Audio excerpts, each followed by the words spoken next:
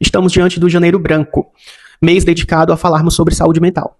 E a gente percebe, hoje em dia, que a gente está vivendo um cenário de muitos médicos picaretas, muitos médicos charlatões e muitos médicos que só querem passar medicamento e mais medicamento e mais medicamento. E a escuta do paciente, a avaliação laboratorial, a avaliação metabólica, a avaliação do paciente como um todo fica de segundo plano.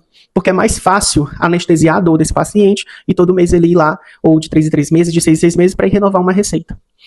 É muito fácil e irresponsável um médico não olhar outros parâmetros antes de dar um CID para esse paciente. A gente vive uma época que a sociedade está altamente medicada. E o Brasil continua sendo um dos países com mais quadros ansiosos, mais transtorno de ansiedade, com mais doenças psiquiátricas.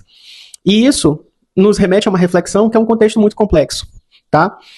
Médicos, quando atuam em saúde mental, eles devem pensar no todo. Será se esse paciente ele está com essa ansiedade, essa depressão, é uma causa metabólica, é hormonal? Será se essa tireoide desse paciente está funcionando bem? Como estão os hormônios desse paciente? E algumas vitaminas que também interferem na saúde mental. É muito fácil e irresponsável o paciente chegar se queixando de uma ansiedade, de uma dificuldade em lidar com algum problema no dia a dia, e o médico simplesmente prescrever um ansiolítico e um hipnótico, ou até mesmo um antidepressivo. Saúde mental é algo muito mais complexo do que ir na farmácia todo mês e anestesiar a sua dor.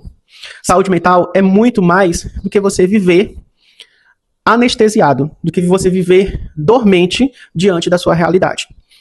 Onde fica a psicoterapia? Onde fica a rede de apoio?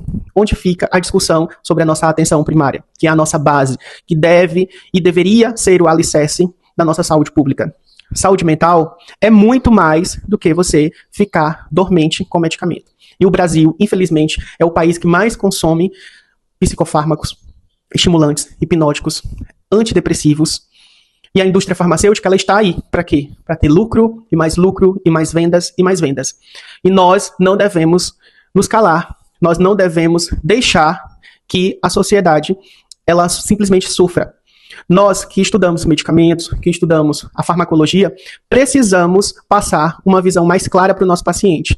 Dizer que e atender o paciente além do que ele apresenta. O paciente ele chega com ansiedade, ele chega com um problema de depressivo, ele chega com ideação suicida, mas o que está por trás disso?